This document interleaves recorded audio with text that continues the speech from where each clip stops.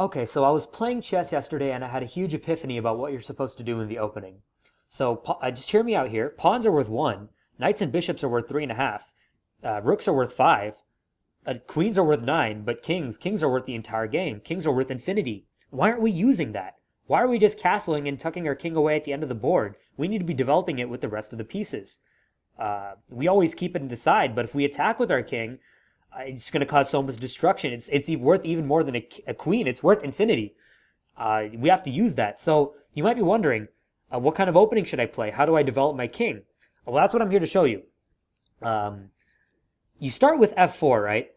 And here's the thing. You might want to play f3 instead, does the same thing. But no, f4 is important. You'll see why later. Then your opponent might play something, casual, scrubby, like e5. What all the casuals play. Then you might want to be tempted to develop your king immediately, but trust me on this. Then you play g4. And once you have this pawn blockade set up, then you can develop your king and keep it safe at the same time. So you can slowly march up your pawns and your king will be safe and it can attack. It's like, having your cake and eating it too, killing two birds with one stone.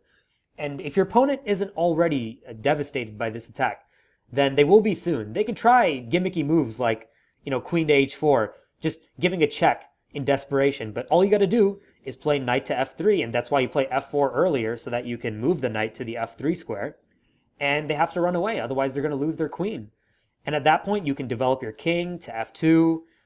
You can take the e5 pawn with your knight. All sorts of possibilities are available. And while your opponent keeps their king safe and locked away, you're going to be using it to bring terror to the battlefield. You're going to be using it to win games. I've been using it to win games. This is the best opening of all time. Karjakin, if you're listening, if you don't know what to play against Carlsen as white, here you go. I got it. This is for you. I mean, it's all yours, man. You got this. Underdog story. This is the best opening. Yep.